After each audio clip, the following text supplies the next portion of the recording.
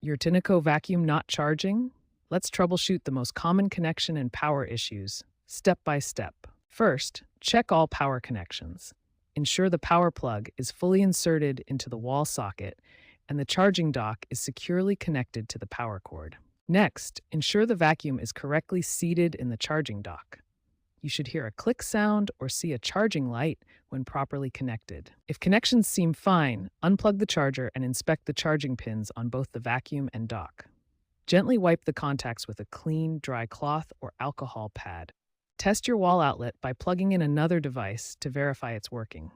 Avoid using extension cords or multi-socket power strips temporarily. Finally, watch for warning signs.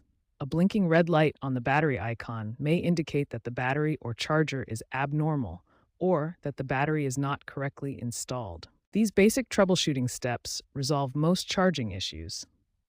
If your vacuum still won't charge after trying these solutions, you may need advanced troubleshooting methods. When basic troubleshooting doesn't solve your Tineco charging problem, these advanced fixes can help identify and resolve more complex issues. First, check if your battery is overheating. Tineco batteries have thermal protection that prevents charging when the temperature is too high. If your battery life seems short or the battery won't hold a charge, it may need replacement.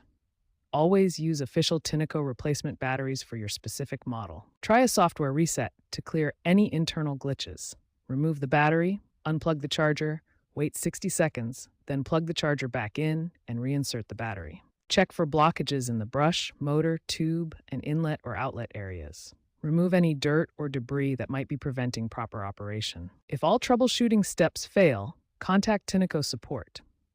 Have your model number and purchase receipt ready when you call. To prevent future charging issues, clean charging contacts regularly, store your vacuum in a cool, dry place, and avoid fully depleting the battery before recharging.